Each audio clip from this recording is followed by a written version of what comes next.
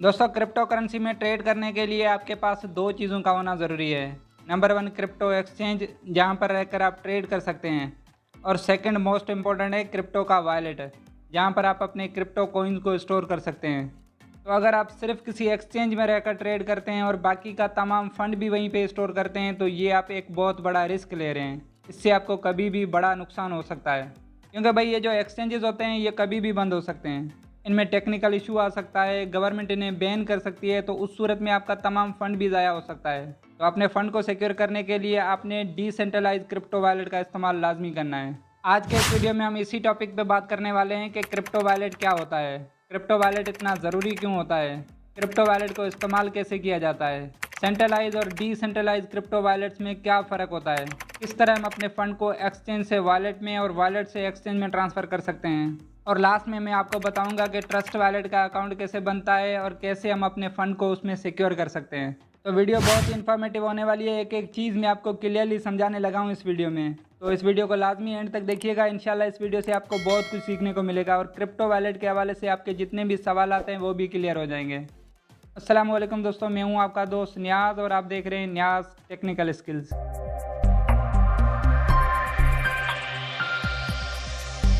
दोस्तों, सबसे पहले तो हम बात कर लेते हैं कि ये क्रिप्टो वॉलेट क्या है और ये इतना ज़रूरी क्यों होता है। तो बेसिकली क्रिप्टो वॉलेट एक ऐसा मैकेनिज्म है जहाँ पर आप अपने क्रिप्टो कॉइन्स को सिक्योर कर सकते हैं और जब चाहें आप इनको किसी भी एक्सचेंज में ट्रांसफ़र कर सकते हैं।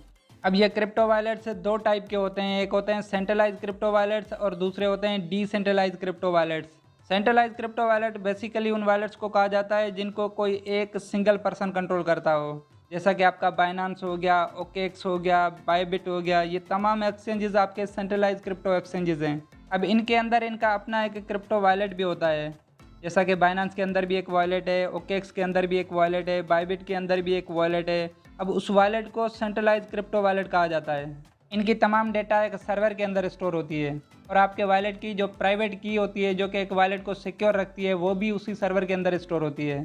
तो कल को अगर उसी सर्वर में कोई टेक्निकल प्रॉब्लम आ जाता है, सर्वर हैक हो जाता है या गवर्नमेंट उसी एक्सचेंज पे पाबंदी लगाती है, तो उस सूरत में आपका फ़ंड ज़ाया होने का खतरा रहता है। और दूसरी तरफ डिसेंट्रलाइज क्रिप्टो वॉलेट्स वो होते हैं जो किसी एक बंदे के कंट्रोल में नहीं होते, बल्कि हर यूज़र उसको इंडिविजुअली कंट्रोल करता है। और इसकी जो प्राइवेट की होती है वो भी किसी सर्वर के अंदर स्टोर नहीं होती, बल्कि हर यूज़र के पास अपनी की रहती है। इसी वजह से ये वॉलेट्स सेंट्रलाइज वॉलेट के मुकाबले में ज़्यादा सिक्योर माने जाते हैं। इसमें आपका ट्रस्ट वॉलेट हो गया, मेटामास्क हो गया, लेजर लाइव हो गया, ये तमाम डिसेंट्रलाइज क्रिप्टो वॉलेट्स हैं। उम्मीद है यहाँ तक आपका कॉन्सेप्ट क्लियर हो गया होगा कि क्रिप्टो वॉलेट्स क्या हैं, सेंट्रलाइज और डिसेंट्रलाइज क्रिप्टो वॉलेट्स में क्या फ़र्क है। अब ये डिसेंट्रलाइज क्रिप्टो वॉलेट्स दो टाइप्स में आते हैं, एक होता है हार्डवेयर क्रिप्टो वॉलेट और दूसरा होता है software crypto wallets. Hardware wallet physical form में होते हैं, ये आपकी पेन ड्राइव की तरह दिखते हैं। इनको आप अपने कंप्यूटर से कनेक्ट करके अपने क्रिप्टो कॉइन्स को इसमें स्टोर करके रख सकते हैं और ये सॉफ्टवेयर के मुकाबले में ज़्यादा सिक्योर माने जाते हैं, लेकिन इनको इस्तेमाल करना थोड़ा सा मुश्किल होता है।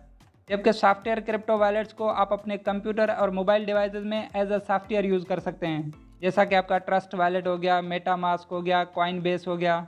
ये सब आपके डिसेंट्रलाइज क्रिप्टो वॉलेट के सॉफ्टवेयर हैं। अब हम यहाँ पर ट्रस्ट वॉलेट को इस्तेमाल करना सीखेंगे, जो कि एक डिसेंट्रलाइज क्रिप्टो वॉलेट है। तो सबसे पहले तो आपने ट्रस्ट वॉलेट की ऐप को अपने मोबाइल फ़ोन में इंस्टॉल कर लेना है। ट्रस्ट वॉलेट की ऐप डाउनलोड करने के लिए आपने गूगल प्ले स्टोर में आ जाना है। अब यहाँ आकर आपने सर्च करना है ट्रस्ट वॉलेट और उसके बाद ये वाली ट्रस्ट वॉलेट ऐप आपने अपने मोबाइल फ़ोन में इंस्टॉल कर लेनी है।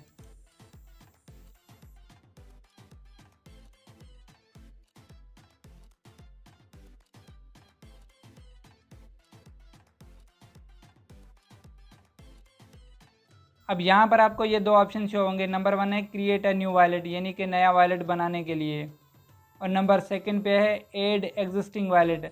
अगर आपका पहले कोई ट्रस्ट वॉलेट का अकाउंट बना हुआ है तो वो यहाँ पर आप इंपोर्ट कर सकते हैं, वो यहाँ से आप ओपन कर सकते हैं। अब क्योंकि हम एक नया वॉलेट बनाने जा रहे हैं तो उसके लिए हम यहाँ से फर्स्ट वाला ऑप्शन चूज़ करेंगे, क्रिएट अ न्यू वॉलेट। अब यहाँ पर हम ये फर्स्ट वाला ऑप्शन चूज़ करेंगे, सीक्रेट फ्रेज़।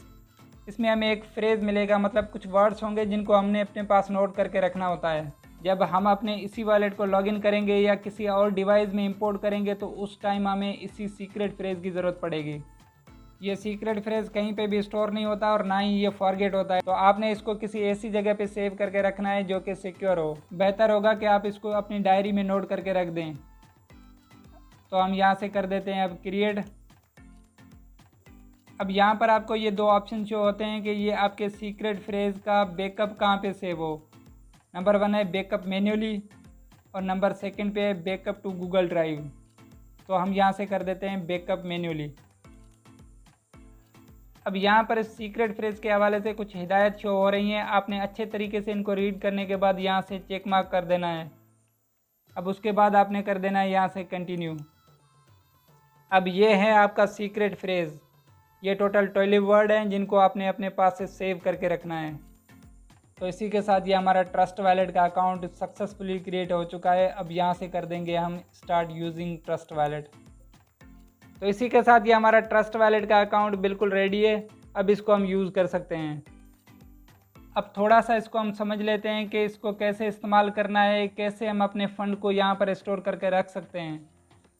तो सबसे पहले तो यहाँ पर आपको आपके तमाम एसेट्स की जो करंट वैल्यू बनती है वो USDT में यहाँ पे शो होती है।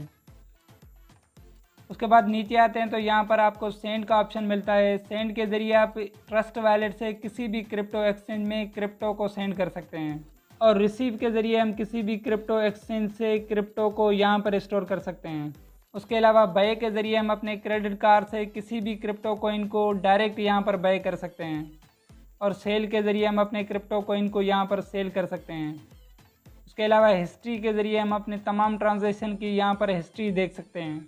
अब उसके अलावा यहाँ नीचे आपको वो तमाम क्रिप्टो कॉइन मिलेंगे जो आपने ट्रस्ट वॉलेट के अंदर स्टोर करके रखे होंगे। अब आइए सीखते हैं कि हम अपने बाइनेंस अकाउंट से किसी भी क्रिप्टो कॉइन को यहाँ ट्रस्ट वॉलेट के अंदर स्टोर कैसे करें। तो उसके लिए हम सबसे पहले यहाँ से रिसीव में जाएंगे। अब यहाँ पर आपने वो कॉइन सर्च करना है जिसको आप अपने बाइनेंस अकाउंट से अपने ट्रस्ट वॉलेट अकाउंट में ट्रांसफ़र करना चाहते हैं। तो हम यहाँ से पेप कॉइन सर्च कर लेते हैं। तो ये रहा हमारा पेप कॉइन। अब इस पे करेंगे हम क्लिक। अब यहाँ पर इस कॉइन की ये रिसीविंग एड्रेस शो हो रही है। आपने यहाँ कॉपी पे क्लिक करके इसको कॉपी कर देना है। अब उसके बाद हम चलते हैं अपने बाइनेंस अकाउंट में। अब यहाँ बाइनेंस में आने के बाद यहाँ राइट साइड कॉर्नर पे ये जो वॉलेट्स नज़र आ रहा है, आपने सिंपली इसमें आ जाना है। उसके बाद यहाँ से फंडिंग में आ जाना है। अब यहाँ पर आपके जितने भी कॉइन होंगे वो यहाँ पर आपको शो होंगे। तो ये हमारा है पेप कॉइन। हम सिंपली इस पर कर देंगे क्लिक। उसके बाद यहाँ से कर देंगे इसको विड्रावल।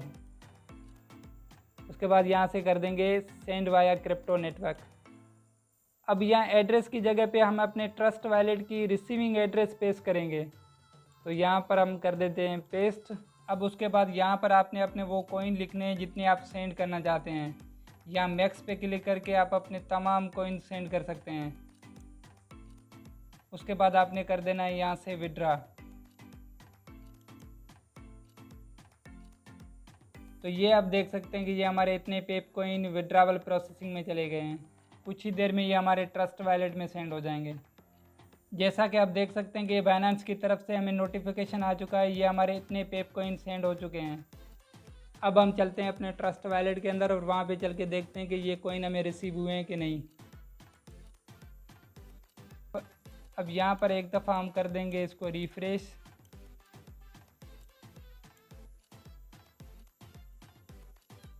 यहाँ पर आप देख सकते हैं कि ये हमें इतने पेप कॉइन रिसीव हो चुके हैं।